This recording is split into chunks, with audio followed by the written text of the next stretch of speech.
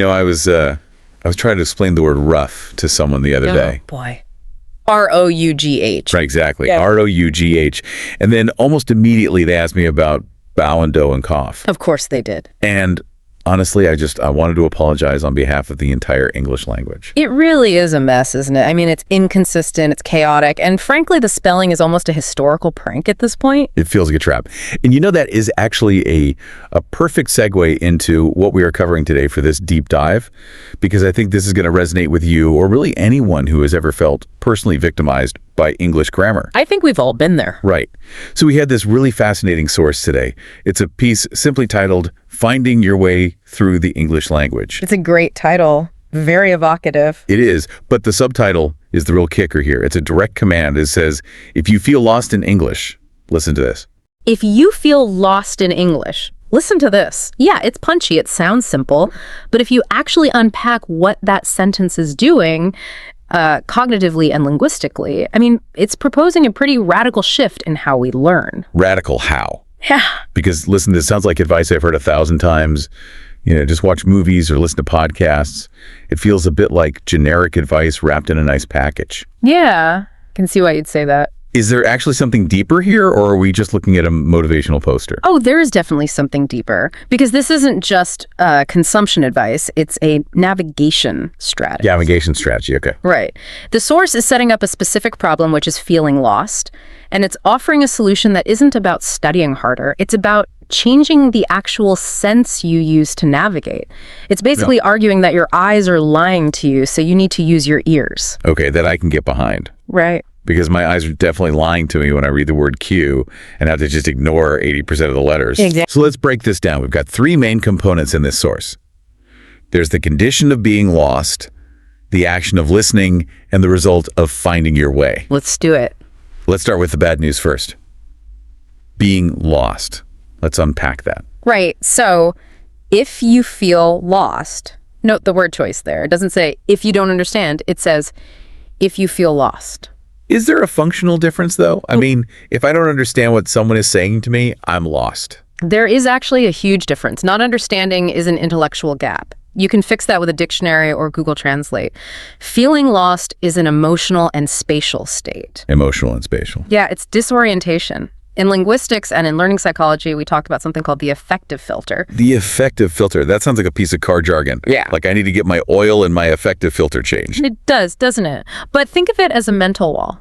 When you are anxious or stressed, or in this case, feeling lost and panicked, that filter goes up. Yep. And it literally blocks input from reaching the part of your brain that processes language.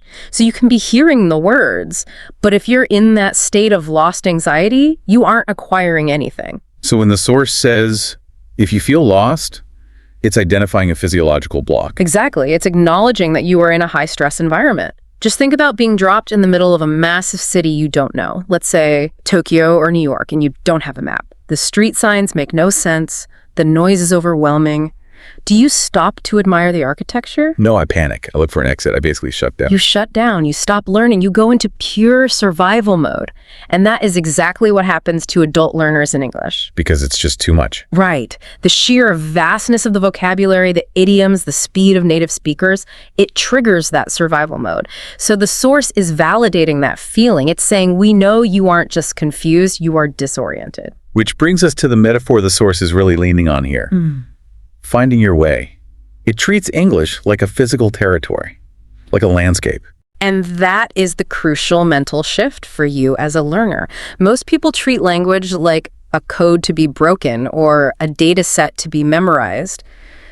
But you don't memorize a city. You inhabit it. You navigate it. And navigate it, right. If you treat English like a set of rules, you're looking at a map.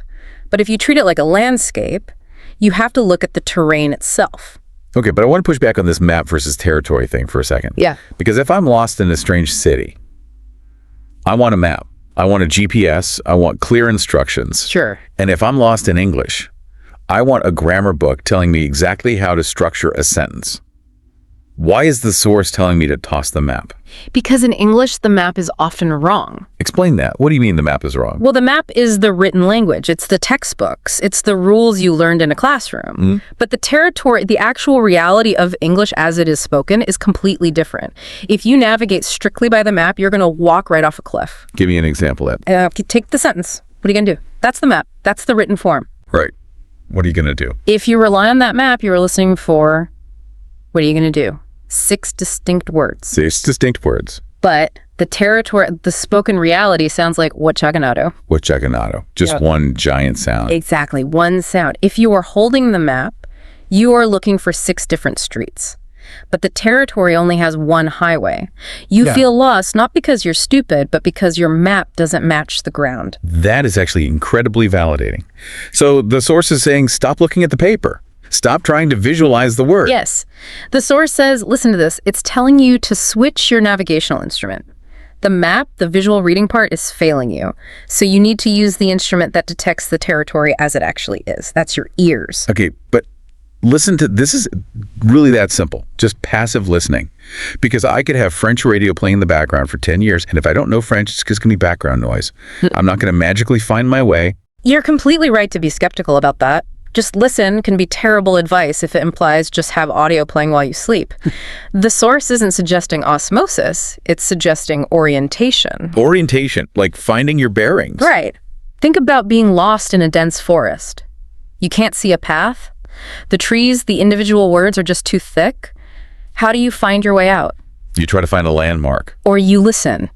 You listen for a river. You listen for a distant highway. You listen for flow. Okay, so in this metaphor, what is the river? The river is the rhythm, the prosody, the music of the language. English is a stress-timed language. It has a very specific beat. Da-da-da-da-da-da-da. Da-da-da-da. Yeah, if you listen to the word the trees, you get overwhelmed. But if you listen to the beat the river, you start to feel the structure of the language. So this isn't about listen to define every single word. It's listen to hear the pattern. Precisely. The source is asking you to tune into the frequency of the language. Because when you read, you are processing linearly word by word. When you listen, you are processing holistically. You're taking it all in at once. Yes, you're hearing how the words glue together. You're hearing the emotion. You're hearing the intent. You are getting the metadata of communication that just isn't written down in a transcript. It sounds like we're talking about the difference between knowing the theory of swimming and actually getting into the water. That's a perfect analogy. Yeah. And notice the specificity in the source text, too. It says, listen to this. Yeah, let's talk about that word, this. It feels very immediate. It's grounding. Anxiety lives in the abstract. I don't know English. That's a massive abstract problem that will paralyze you. Right, it's too big to tackle. But listen to this, shrinks the problem down. It says, don't worry about the whole language right now. Just handle this one sound file. Just handle this one conversation. It anchors you. It anchors you in the present moment because navigational panic comes from projecting into the future. I'll never get there. I'll never be fluent. This forces you to look at or listen to exactly where you are right now. I want to circle back to the map versus territory idea, because I think that's the key to why this lost feeling is so incredibly common. You mentioned earlier that the written map is misleading. Extremely misleading. So does this mean that literacy, like reading and writing, can actually hinder you if you rely on it too much early on? That is a somewhat controversial take in traditional education, but yes, there is a lot of truth to it. If you build your entire understanding of English through text, you are building a mental model based on spelling. And English spelling preserves history, not sound. Oh, wow. So you are basically navigating using a map from 1750 to walk around a city in 2024. That is a fantastic way to put it. You're using a medieval map for a modern city. Exactly. And then you step out onto the street and you're completely shocked that the word night starts with an N sound and not a K sound. You feel lost because your map lied to you. Right. So the directive, listen to this is the corrective. It's saying, trust your ears more than your eyes. The ears are getting the live data. The eyes are getting the historical archive. That makes so much sense. So let's move to the final part of the source's promise, finding your way. Finding your way. Notice that it's not finding the destination. It's finding the way. It feels like an ongoing process. It is an ongoing process, and specifically, wayfinding is a cognitive skill. It's about building an internal compass. When you use a GPS, like a translation app or a rigid grammar book, you aren't actually learning the landscape. You're just following orders. Turn left, turn right. Right, and if the GPS breaks, you're lost again. I mean, I can drive somewhere 10 times with my GPS and still not know how to get there on my own. We all do that. But finding your way implies that you are doing the cognitive work of mapping the territory yourself. By listening, by exposing yourself to the real raw sounds, you are slowly building your own internal map of English. You start to anticipate things. Yes, you start to intuitively know, oh, after this sound, that sound usually follows. Or when the pitch goes up at the end of a sentence, a question is coming. You're recognizing landmarks, basically. You're recognizing landmarks. And once you have those auditory landmarks, you aren't lost anymore. You might not know every single word, just like you don't know every single building in your city, but you know which direction axis north. You know how to get home. That distinction, knowing north versus knowing every building, seems vital for the learner who feels totally overwhelmed. No. Because the source isn't promising you'll be a walking dictionary. It's promising you simply won't feel lost. That is the real takeaway of this deep dive right there. Fluency isn't about knowing everything. It's about being comfortable with what you don't know because you can navigate around it. Yeah. When you are quote-unquote found, you can handle an unknown word because you understand the context, the tone, and the rhythm. You can triangulate the meaning without a dictionary. So practically speaking, if I'm the listener right now and I'm taking this source's advice to heart, how do I actually listen to this? Do I just put on headphones and zone out? Yeah. Because we established that passive listening isn't a magic pill. No, you need active listening. You need to listen with the conscious intent of mapping. What does that actually look like for someone sitting at home? It looks like ignoring the definitions for a moment and just focusing on the sound itself. Don't ask, what does that word mean? Ask, how did that speaker say that? Where did they pause? Why did their voice go up there? You're analyzing the music, not the lyrics. At first, yes, exactly. Strip away the pressure to understand the content and focus entirely on the container. Once you get the rhythm, that river we talk about, the words start to float on top of it much more clearly. It's almost like the source is giving us permission to stop studying for a minute. It absolutely is giving you permission. If you feel lost, implies you are stressed out. Listen to the Met. This implies a simpler, much more primal connection. It's saying, stop decoding. Stop analyzing. Just connect with the sound. Which is funny because we spend years in school doing the exact opposite. Analyze, decode, take a test. And that is exactly why so many people feel lost. We've trained them to be cartographers drawing maps in a perfectly quiet room instead of being explorers actually walking through the noisy, messy city. This source is a call to adventure. It's saying, put down the pen and open your ears. I love the idea that the feeling of being lost isn't a failure, but just a signal that you're using the wrong tool. You're basically trying to read a sound. That's the core of it. You cannot read a sound. You have to hear it.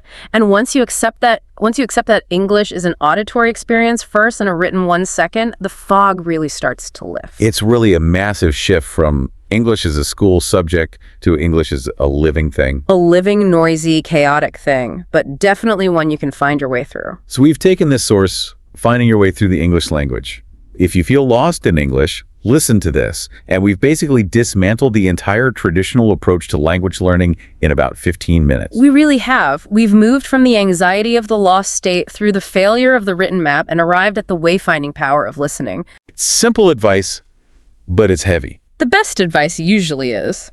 So here is where we usually wrap things up with a summary, but I think the message today is pretty clear. For you, the listener, if you're confused, stop looking and start listening. But I do want to leave you with a bit of a challenge, a final thought to chew on after we sign off. Sure.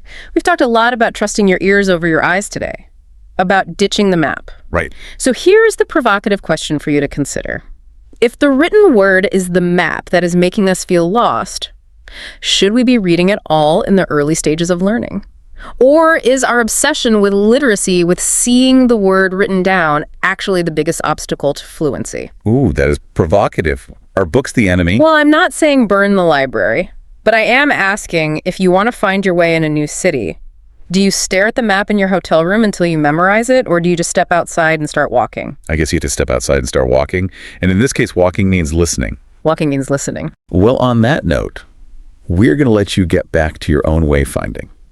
Hopefully with your headphones on. Keep listening. Thanks for diving in with us today. We'll see you next time.